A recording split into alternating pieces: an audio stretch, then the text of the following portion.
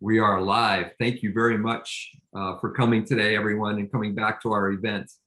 I have a very, very exciting speaker for you today, and we are very honored to have him. His name is Tom Woods.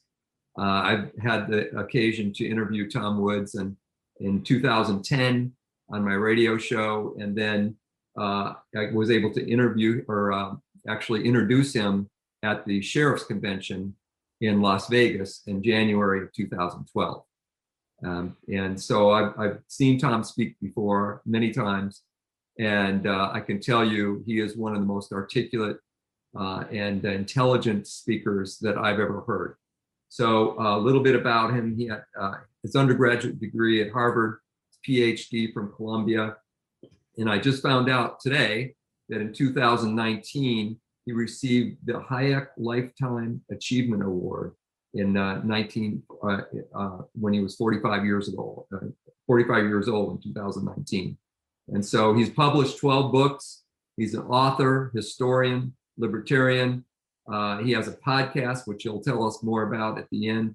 And we're just very, very honored to have Tom today. So Tom, why don't you, we've been talking about different topics. Why don't you go ahead and tell us what you've been finding out about this pandemic and the way it's been treated by the media, and just go into that, because I think no matter what in the future, this is going to be a topic that people are going to have to understand what happened to us so it doesn't happen again.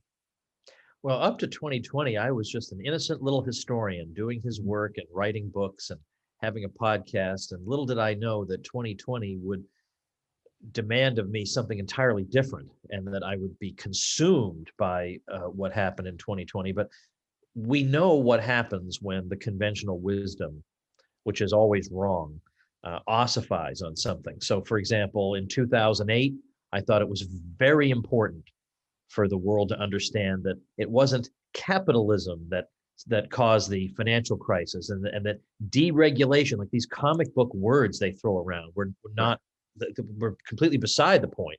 You're going to have a conversation with me about what happened with housing and that crash without mentioning the Federal Reserve System. Give me a break. Right. So it's important to because if you get this wrong, then next time they'll say, well, you see, we know what happens when we give you people too much freedom. You cause a housing bubble. We need to crack more skulls. Or the Great Depression. That one they've got wrong over and over and over. But again, year after year, we hear, well, we got to learn the lessons of 1929. They're all the wrong lessons. So with this thing, if we don't get this right, they're going to lock us down every 3 years. I don't particularly relish that. Mm-hmm. So that's what makes it so urgent that we look into it. Now, when this first hit my radar, at the end of 2019, early 2020, like a lot of people, I was just following the news and reading what was happening in China and assuming that eventually it was going to spread all over the world, and then wondering what the impact on the United States would be.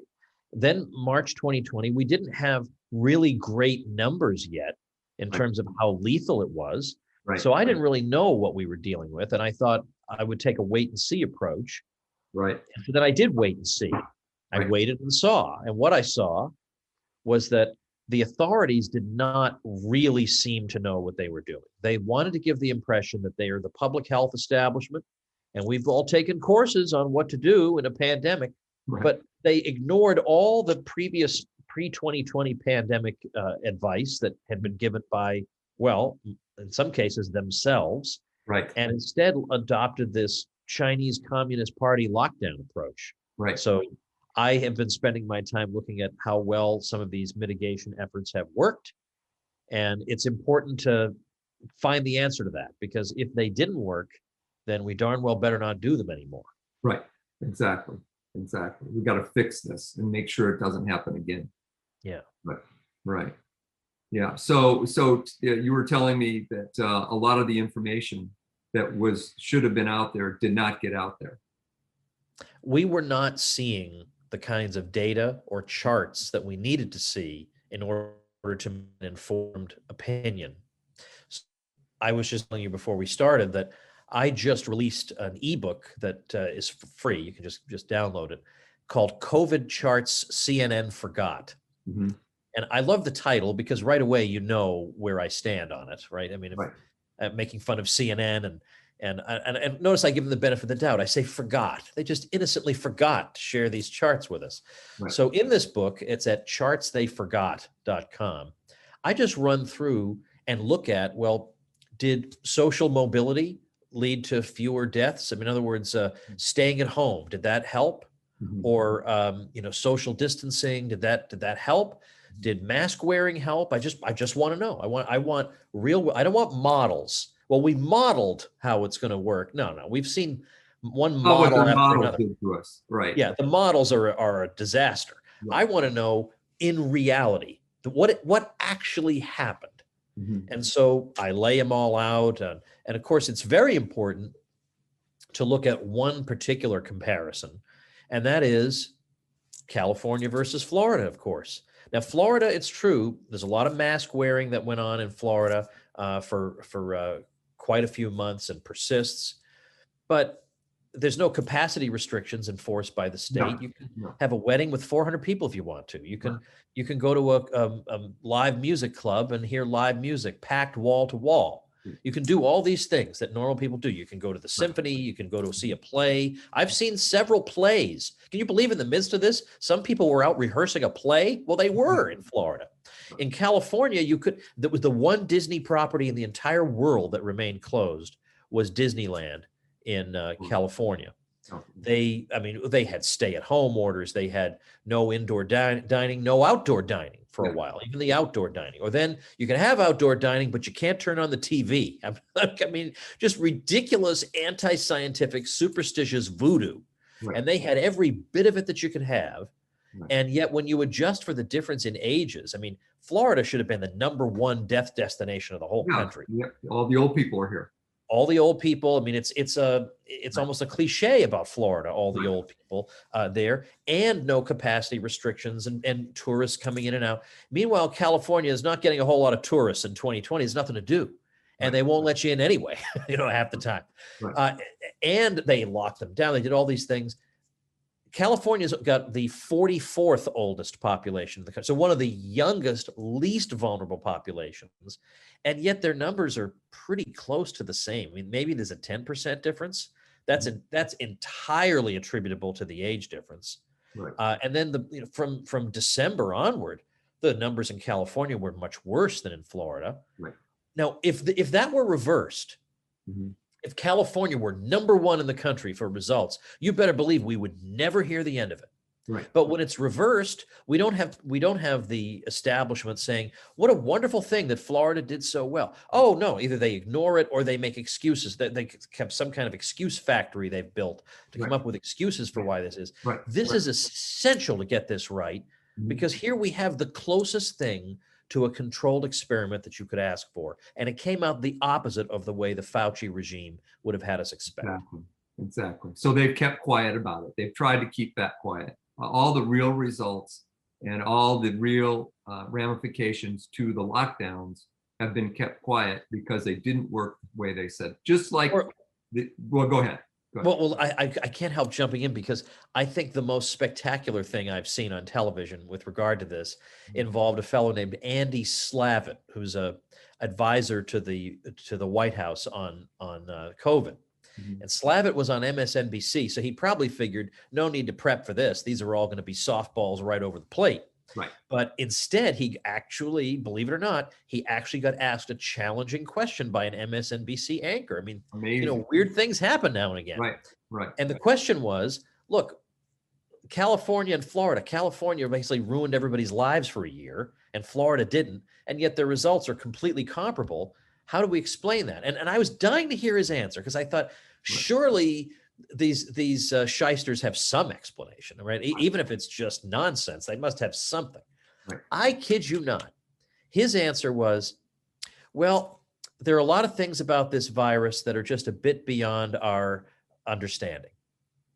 So first of all, he admitted the very thing that I have innocently been asking them to admit for a year. Just tell us you don't totally understand it. Yeah. Just tell us you don't fully get how it works, because clearly you don't. Because these alleged mitigation measures that you're recommending are not helping, and obviously the virus doesn't work the way you think it does. And so, he had to freely admit that he had no idea. But what we do know is that masks and social distancing work. Well, you know what? We know no such thing, Right. but we actually don't know that Mhm. because, as I say, you can look at charts of mask compliance versus COVID cases or hospitalizations or deaths, no connection. Right. If I show you the numbers, the COVID numbers in all kinds of European countries, I can show you the UK, Spain, Austria, Germany, Italy, on and on and on Belgium. I can show all of them to you. And then I say, all right, here's the curve. I want you to show me where on the curve did people start wearing masks. I just want you to take a guess. Now, most people would guess it was probably somewhere at the top, and then people started wearing masks, and then the numbers came down because masks are so effective. Right. But actually, it's completely random. I actually did a video on this where I said, I did pin the tail on the donkey. You show me where you think the mask mandate went into effect. It's completely random each time. Sometimes it's before the big spike. Sometimes it's as it's already coming down. Sometimes it's a month after it's been flat. It's never where you think it's going to be. So the mask thing, the whole mask issue seems to be completely random. Yeah, That's what it's you're like it's a saying. red herring or something. It's there's no, and then maybe the most outstanding example involves the Czech Republic. Mhm. Now, the Czech Republic wore masks for a couple of months and their curve came down. So we got all these articles in the Western press about, well, Czech Republic shows us the way forward. You wear masks and those numbers come right down. And it was always told with a bit of a sneer. Mhm. You know, like you stupid rubes in America are too dumb to wear masks like the smarty people in the Czech Republic. So here's what the Czech Republic's numbers look like. So they went like this, they wore the masks. Then a few months went by, and then the numbers went like this, Mhm. like this. So do you think that anybody went back and said, you know, maybe we were looking at this too simplistically when we attributed their initial success to mask wearing, given that now the numbers are 10 times worse than they ever were earlier? No. Do I even need to ask whether that happened or not? Of course not. No acknowledgement of this. No. They just No. move on as if the Czech Republic never happened. Yeah. Or one of my favorites was the way they dealt with Japan. Now, Japan, see, East Asia is a very interesting case because as Professor Jay Bhattacharya of Stanford University told me on the Tom Woods show, he said, what we have there is what we call policy invariance. That is to say, no matter what policy you implement, whether it's draconian like China or much more laissez-faire like Japan, you get a good result in each case. I mean, are you really going to tell me that the reason Cambodia had no COVID deaths is because of their amazingly sophisticated public health establishment? I mean, come on. Let's be real. This is ridiculous. But they want to say that lockdowns work, you know, so they always, but look at, I mean, Cambodia, come on. So Japan, they didn't really lock down. They had a very that's what I heard. Yeah. They had a half-hearted series of recommendations to the public. But you can see photos of them crammed into the subways and all this and that. And the headlines in April 2020, you wouldn't believe it was too little, too late, or you know, Japan's about to get slaughtered. And it's almost like these ghouls are cheering for these bad outcomes. They're hoping for a bad outcome. They're hoping for, I mean, it is sick and twisted. They need this to be bad for Japan because they need the public health recommendations to be vindicated. Well, it turns out Japan is like 100 times lower in terms of deaths per million. I mean, it's so low, it's shocking. And so then they had to come up with, well, what explanation have we got for that? So then it was Japan wore masks. That was the explanation they came up with. But the thing is, that's not going to work. Right. Because Japan was wearing masks at the very time these people were saying they were going to get killed. Right. So sorry, you can't suddenly come up with it was. Why can't you just admit? And there was one expert at a Japanese university whose name I've forgotten, but I wrote about in one of my ebooks on this, who actually had the nerve to say, the guts to say what we need more people in the West to say. They were asking, why has Japan done so well, even though it really had a very light touch in its mitigation measures? And the answer this expert gave was, honestly, even the experts don't know the answer. Now, could you imagine the American public health establishment being humble enough to say, never, we don't know the answer? No, they would never do that. They'll just keep up the big lie. That's all they do. That's how they know to do. and then just keep doing it and over and over and over again. It's just amazing. It's absolutely just amazing. And South Dakota, how do they explain South Dakota? South Dakota's numbers are pretty much the same as everyone else, right?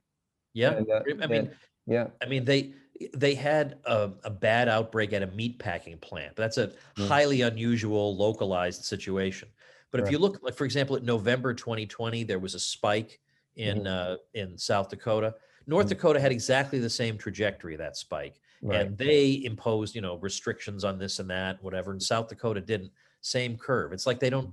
It's almost like they don't even. The virus doesn't even care about what you impose. Iowa recently lifted all their restrictions. And if you look at a chart of all the Midwestern states, you look at their numbers, now it should be clear which one is Iowa, right? If I don't label them, you should, the one where the numbers are going way up now, that better be Iowa. But the thing is, they're all coming down. So I actually played a little game. I said, tell me which one of these lines is Iowa. All you people who say that without the public health interventions, we'll all be dead. It would be easy for you to pick out Iowa, wouldn't it? Of course, they have no idea because they all look the same. Yeah. Time after time, it's the same thing. And then in the UK, at the beginning of 2020, of course, they had their third lockdown and a vicious lockdown. Yeah. And then the cases came way down. And of course, what are they all saying? Oh, the lockdowns They work. Right. But the United States, if you put the United States numbers, you superimpose them on the chart over the UK, the trajectory is exactly the same in the US, and most of the US was not locked down. So certainly almost nowhere was locked down like the UK in the US. So the UK's lockdown was so powerful, it even brought cases down in the US. It's like magic. Oh, amazing. It is. So what's the answer to all this? I mean, how do we keep this from happening again and again? Because that's what they keep talking about, how it's mutating. And we're going to have to, have these lockdowns again, and we're going to have to keep the mask going and, all this stuff. Yeah, well, this is one of those cases where we need to be especially thankful that we live in a federal system, which means that we have 50 states that have, at least in principle, substantial authority over their internal affairs. Right. And so we can have different states doing different things, and then we can compare them. Now, the comparisons aren't going to be perfect because Iowa is not the same as Virginia, but, Iowa is very similar to some of its neighbors. Yes. And we can compare the neighbors, certainly, to each other. We can compare California and Arizona. California and Arizona are not a million miles apart, obviously, and they've had very similar hospitalization trajectories and everything, even though Arizona has been more laissez-faire than California. Now they've recently reopened at 100%, as has Texas and as has Mississippi. Right. And then Connecticut made some announcements. So, I mean, we can look at the side-by-side examples and say, if this state is doing fine, why are we doing this? The second thing we need to do is not just make those comparisons, but we've got to make a full court press here on the issue of what are the kinds of questions that science can answer for us. Because if I were to ask you, would you rather live an extra 2 years, but completely isolated from family? You can't see your grandchildren at all, but you're in a glass booth and you're safe for 2 years. Or you could stay alive for 6 months, but you'd be surrounded by loved ones the whole time. I think almost everybody would choose the 6 months, right?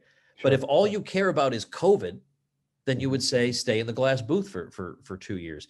And the question is, what does it mean to be alive? If just biological existence is all that matters, then I could have that by staying in a windowless room eating cans of Navy beans for 75 years. But is that really what a human life is all about? There's nothing you can put in a test tube that can give you the answer to that question. That's a philosophical question. Right. Dr. Fauci can't answer that question for you. Dr. Fauci can't tell you what you're supposed to value, or that COVID has to be the only priority in your life. Your mental health matters. Your physical health matters. Exactly. The lives of your kids matter. Their education matters. Your life savings matter. Everything you poured your existence into matters. Who is he? He doesn't take some class where scientists teach him what the proper things to value in life are. That would be preposterous. And likewise, he also doesn't take a class that teaches him how to balance lockdowns and their alleged benefits, which I think are non-existent, against all the collateral damage caused by lockdown. Exactly. We now know that there are parts of the world at risk of starvation because of supply chain disruptions.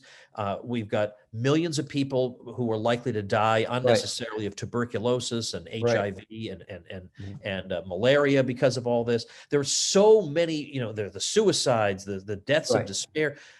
He doesn't take people have this superstitious reverence toward Dr. Fauci and people wearing white coats. I know. He doesn't take some class that teaches him, well, if you lock everybody in their houses, you'll have to factor in the cancer deaths that will occur because they missed their screenings.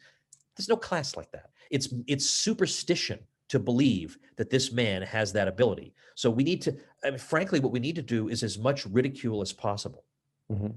Honestly, I agree. Well, it's not only the establishment, the idea that he's part of the medical establishment and he has all this this credibility. The other thing is he has all kinds of conflicts of interest, and all of them do. I mean, the CDC is really like a private company. I mean, Fauci has got ownership in these vaccine companies.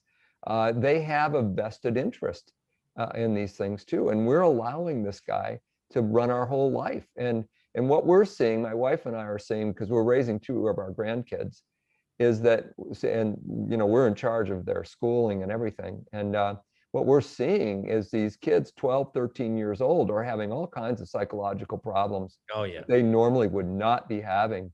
One of Tula's friends just had to be put in a psych ward for a few weeks, and now she's on psychoactive drugs. She's 12 years old. These horrible drugs, that really have a powerful influence on these young kids. Yeah, and it's incredible that these are the people who call you and me selfish. Right. This is the most selfish policy I've ever seen, is to punish young people. I mean, the normal way society runs is that I'm in middle age, but I'm getting up there, and we make sacrifices for our kids, not the other way around. We don't say to our kids, I was able to enjoy all these irreplaceably beautiful moments of youth, but you can't in order to keep me safe. Instead of saying, I'm responsible for myself. Yeah. You go out and live and have those same pleasures that I had, because that's the unselfish approach. And yeah, of course, what's happening to young kids, anybody can see. And even teachers can see it. And also the mask thing, you weren't allowed to criticize masks at all. These kids have to wear their mask all day long. That's not absurd. Good for them. That's horrible for their health. That weakens their immune system. Wearing a mask all day, breathing in your own carbon dioxide, they know that this is not good for you. And then think about the psychological aspect for infants. Like, we know how important the smile of an adult is to the development of infants. They need to see faces. And they've lived in a world now where almost every adult appears to have no facial expression at all. Right. Now, that's a big problem for the normal development of a human being. And then now look, if I felt like masks maybe worked, and the thing is, early on, I didn't make a big deal about masks, because I thought, well, it's a small thing to do, and if it brings us to the end of this thing, I'll do it. Because what did I know? Like, I'm a historian. I don't know anything about this. But the thing is, once I started to see those charts, I mean, once you see the charts, you can't ever unsee them.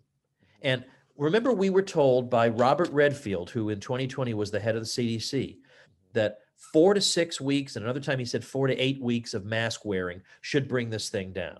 Well, we've had months and months and months of 90+% compliance on mask wearing, and it didn't have that result. But the point is, if masks were that significant, and he said masks are more important than a vaccine at one point, if masks are that significant, it should show up in the numbers. Because I know there are a lot of factors at work in a society, not just mask wearing. But if mask wearing were that important, it should absolutely overwhelm all other factors and show up in the numbers. And doggone it, it doesn't. The counties that have mask mandates and counties that don't, no difference, or the counties that don't tend to even be doing better. You side by side, you compare this state and that state. This one has a mask mandate, this one doesn't. Exactly the same chart, over and over and over. It doesn't do anything, but I'll tell you what it does do. It makes some people feel like they're really important, because I'm saving lives by wearing masks and I'm morally superior to the rest of you. And it's also a great tool for politicians because then they can say, That's it. look, I'm doing something. And Mhm. if anything goes wrong, who's causing it? The people not wearing masks, of course. Now, one thing I like to look back on is there is footage and photos from March 2020 of Fauci standing behind a podium with Ben Carson and Mike Pence and several other federal officials behind him, and he's, obviously giving some press conference. Nobody's wearing a mask in that room.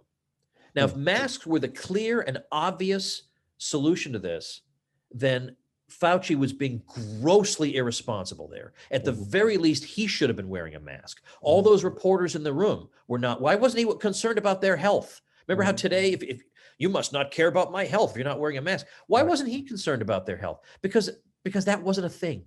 Well, Because universal masking was not a on thing. it. He's flipped on it, on the mask several times, from the beginning. Yeah, and then denying each time, denying that he did it. Right. But the thing is, does he not remember we have an internet? We have access to all the footage in the world that we need. Absolutely. Amazing. Amazing stuff. And then there's also the other thing is the difference between the Democratic governors and the Republican governors. It was for the whole world to see that difference, and that it was really used as had to be. I mean, it was so much of it was politics and trying to make Trump look bad. With locking down these states and locking down our economies is going to hurt the economy. And I think don't you think that was partially motivated? I mean, it has to be, because then how else can you explain why in January Cuomo started announcing the reopening when their numbers were not good at that time? Right. And I still, I don't care what the numbers are, they should reopen. But he was saying you can have weddings with 150 people and we're going to do this and that. And what he said on Twitter was, if we don't open, there isn't going to be anything left to open. I mean, we have to, and of course, that's exactly what we've been saying the whole time. So everybody in the world has been saying to that guy ever since, that's ever right. since That's it started. Right. So if he's willing to open with the numbers looking like that, why wasn't he willing to do it before? And by the way, there were Republican governors who were not good. I know. Maryland, Ohio. I mean, there are a bunch. In terms of governors who really just stuck to their guns and stood up against the propaganda, it's mostly Kristi Noem and Ron DeSantis. And DeSantis got a little burned early on, and he said, "Look, I was willing to have the 15-day pause and then do this and then do that, but then enough's enough." The great thing about DeSantis is he seems like he really knows the science behind it. He had a roundtable discussion with professors from Stanford and Harvard, and he was staying right with them point by point with no notes in front of him. He was saying things like, well, of course, the Iceland contact tracing study from April 2020 told us that schools were not a vector of spread. I mean, the guy just knew it. He's been reading, he's been briefed, and these blue state governors, there's no science behind any of this. The principle of the blue state governors seems to be, if something brings people pleasure, we should just abolish it. Right. And if something is extremely inconvenient or painful, we should impose that. And that's what they've been doing. Yeah. Amazing. How I hope that they get rid of Newsom. Have you been following that in terms of the recall of him? I have, and they've got major numbers. The issue is, of course, certifying the signatures. Sometimes they can be real sticklers about that, but I think they tried to do their best to get way more than necessary, so that they could account even for that. And then, then he recently announced a little bit of a reopening, where you can go to Disneyland in April and you can do this and that. But, there is, as of early 2020, there was no reopening tier that would allow for the resumption of normal life in California. They have these different colors. There's yellow and orange and whatever. Now, one of those colors says you can have 100% capacity. Right. Nothing. There is no tier that allows that. Amazing. And that's science, so-called. Yeah. It's amazing that California and New York, the two most liberal states in the country, have had the most draconian lockdowns, and also the first two states to make vaccines mandatory. And eliminate indirectly, all yeah. eliminate all exclusions. Eliminated the religious exclusion. Eliminated the medical exclusions. I mean, they have been the most draconian, the most coercive of all the states in the country. Liberal Right, governor. right. Now, even though people have generally just dug in their heels on this, Mhm. and they've decided that, they're either pro or anti-lockdown, and you're not going to change my mind, there's still a lot of Americans who were open-minded enough to say, this just doesn't seem right, or I just need to move out of here. And I've had people write to me saying, I'm a lifelong Democrat, and this is what it took to wake me up, because this is just not right. And what they're doing to kids is absolutely not right, and has nothing whatsoever to do with science, and everything to do with teacher union pressure. And so it is waking some people up. Oh, I think it had a big effect on actually the election. I think that's why Trump got so many votes. One of the reasons why is because people were starting to wake up from these lockdowns in the Democratic states. I think in those last few speeches that he gave, the big events like in Wisconsin, Minnesota, some of these states, they were huge. They were just getting bigger and bigger and bigger and bigger, because a lot of this lockdown stuff, people were seeing it. They were seeing the difference between the Democratic governors and the Republican governors, and they were saying, I've had enough. I think you're absolutely right. I think it really changed a lot of minds. Now, a lot of people will say, oh, but look at how many people died of it. And as you say, we can certainly question, I think it's legitimate to question the numbers. But definitely. But the other correct answer to that is, regardless of how many people died, the question is, how much of what we did any good? Right. I mean, it didn't do these people any good. I mean, how much of what we did made a difference? I mean, yeah, the number of people dying, nobody wants to see that, but that's not the point. The point is, did anything we do help? And I don't see the evidence for that. And now, it's becoming increasingly popular to think about maybe starting to reopen, starting to resume normal life. To my mind, the most important urgent task right now is a documentary with the charts like the ones I've got in the background. So let's quote the politicians predicting things that don't come to pass. Oh, masks will solve the problem, or masks are responsible for why this thing came down, or staying home. Okay, yeah, they stayed home in the UK. They didn't stay home in the US, and they have the same graph. Like, we need to superimpose these and show this stuff relentlessly, so as to laugh at that. I mean, we were told that the national championship for college football is going to be a super spreader. Cases plummeted after that. We were told that the Super Bowl itself would be a super spreader, or as Fauci put it, mini super spreaders all over the country as people had parties in their homes. Cases continued to plummet after that. It's they can't get anything right. There's just everything they predict goes wrong, and we need to expose that. Absolutely. Absolutely. Why don't you do that? Why don't you produce that? We need somebody to put all that together and produce a really well done documentary, that would just show all of this, how it's basically everything they've said from the time at the very beginning when they said millions and millions of people were going to die from this, and all their models and all their numbers were wrong. They started out with so much fear, and then they just had to keep that fear going. That's what it looks like to me. They said by June that Sweden would have had 92,000 deaths if it did not lock down. Right. Well, it did not lock down, and by June it had 4,000 deaths. Yes. So it was 96,000 they predicted. It was a factor of 24 they were wrong by. Right. No apologies. No, sorry we panicked you unnecessarily. Sorry we turned your life upside down. No apologies. These people never apologize. So if anybody who does want to make that documentary, I will mention once again, you are going to find it so immensely satisfying. The book that I put together, COVID Charts CNN Forgot, doesn't cost you anything. It's up at chartstheyforgot.com. You will love this thing as much as I loved putting it together. It is a sledgehammer to all these crazy ideas. Okay. Chartstheyforgot.com. Yeah. Okay. That's awesome.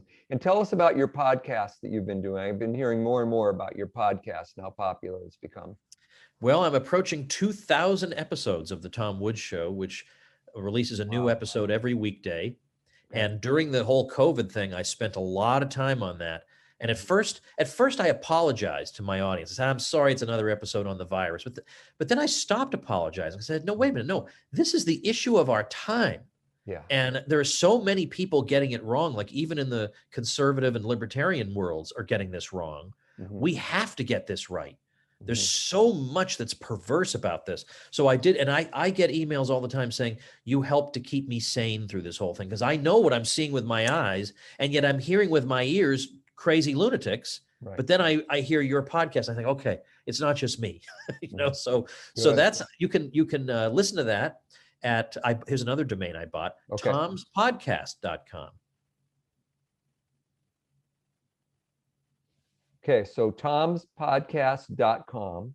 Let's get all these now and just make sure that we get them all right. Okay, tomspodcast.com. What's the other one now? The other one is chartstheyforgot.com. Chartstheyforgot.com. And that's enough. I don't want to overwhelm people. That's all right. plenty.